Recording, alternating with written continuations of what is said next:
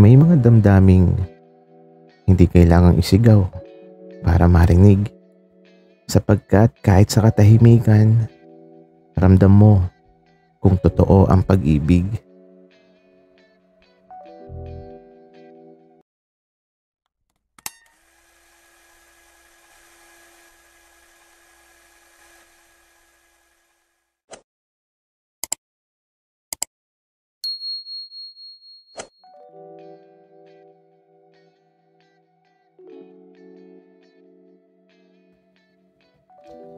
Di ko na talaga napigilan ang pagod at antok.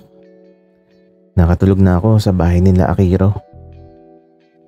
Kaya naman nung bandang tanghali, nagising ako sa kaluskos at nabuksan ko yung mga mata ko. Nakita ko si Akiro sa harapan ko na ang lapit na ng mukha niya sa mukha ko.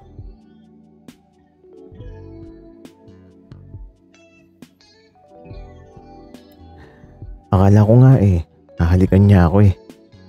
Pero alam ko naman na hindi niya gagawin yun. Pero natatawa ako sa nangyari. Kasi naman, biglang namula yung pisngi ni Akiro nung sandaling yun, tapos umiwas siya ng tingin sa akin. Pero sa totoo lang, cute si Akiro sa malapitan. Makinis ang mukha niya. Parang hindi siya Pinoy, tapos singkit yung mga mata niya. At higit sa lahat, kakaiba siyang ngumiti. Nakakahawa. Gab, alam kong nagugutom ka na. Tara na kumain.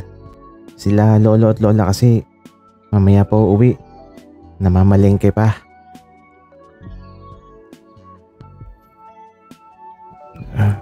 Sige Akiro. Salamat Kasi inaasikaso mo pa talaga ako.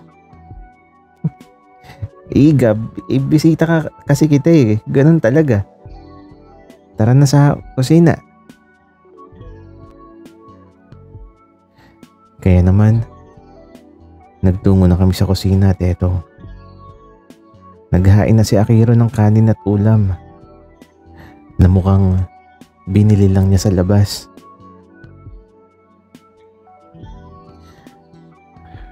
Akiro, sobrang salamat talaga.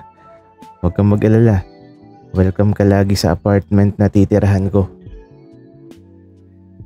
Lagi kang welcome dun.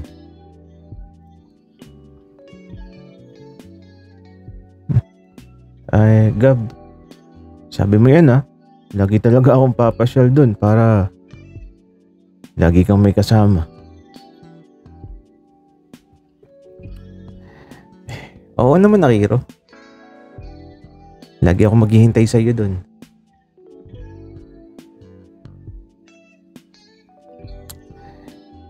Nagsimula na kaming magtanghalian.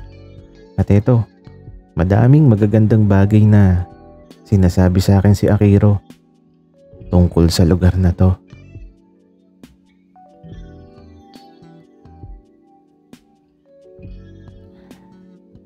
Ipapasyal niya daw ako sa lahat ng gusto kong puntahan.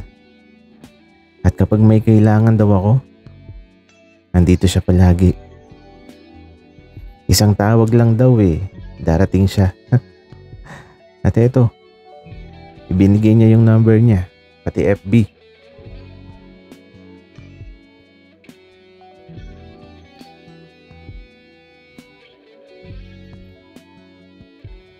At matapos makapagtanghalian, hinugasan lang ni Akiro yung kinainan namin, tapos ito, umalis na kami sa bahay nila.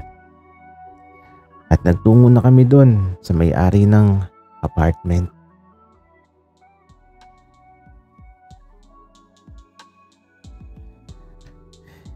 Medyo malayo din yung nilakad namin at medyo may kalayuan sa kanila yung apartment na itinuro niya sa akin.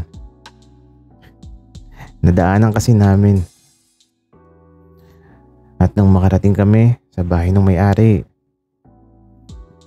mukhang Mabait naman yung may-ari ng apartment.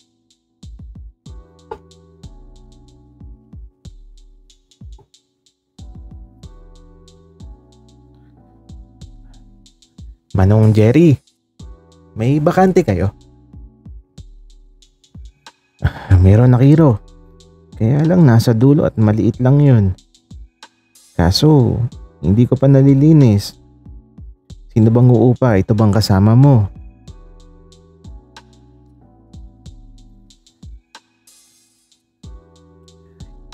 Opo, Manong Jerry. Siya nga po. Iyo, okay lang ba sa'yo? Kasi maliit lang yun. At nasa dulo. Tapos isa lang ang bintana kaya medyo mainit. Pero may butas naman yun kung gusto mo magpalagay ng air conditioning.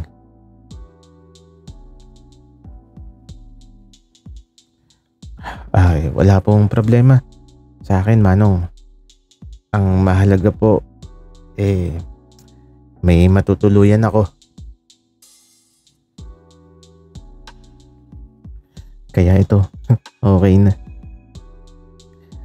Habang sinasabi sa akin ni Manong Jerry, yung mga kondisyon niya, si Akiro naman, busy sa pagkain ng merienda na inihanda ni Manong Jerry.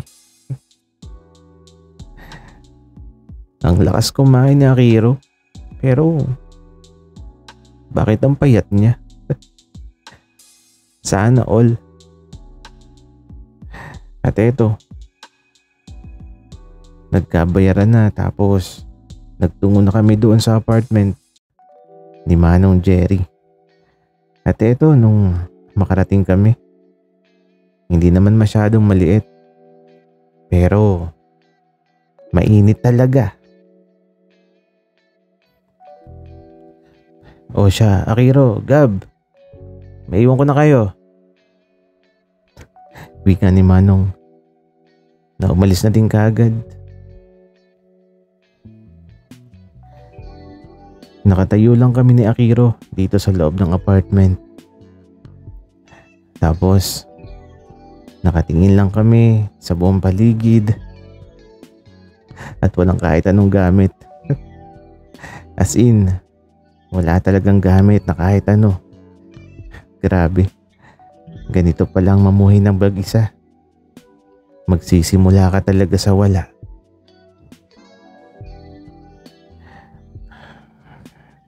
Gab, papahiramin na lang muna kita ng mga gamit para may magamit ka dito.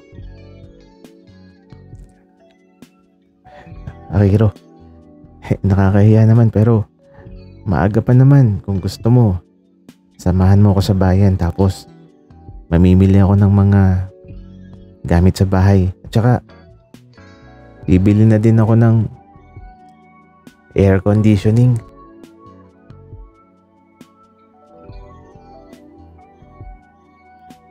Talaga ba, Gab? Ang yaman mo naman. Sige, tara na. Kasi ang init dito.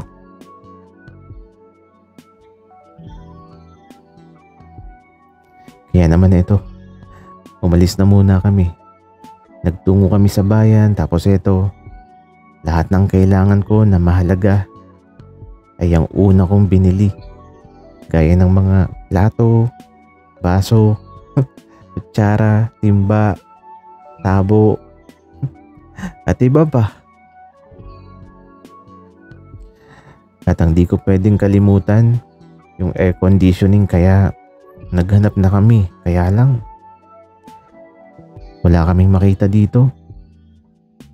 Sa ibang bayan pa daw. Kaya eto, umuwi na muna kami.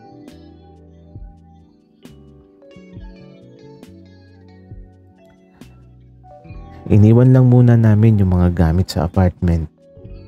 Tapos eto, umalis na ulit kami para bumili ng aircon sa ibang lugar.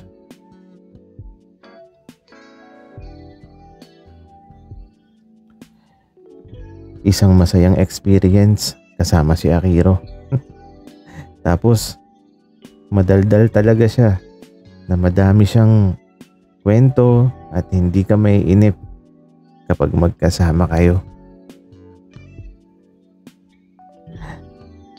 Gusto ko yung ganito, yung masaya lang, yung di mo napapansin ng oras tapos walang stress sa paligid at puro magagandang bagay lang ang nakikita ko at napapakinggan.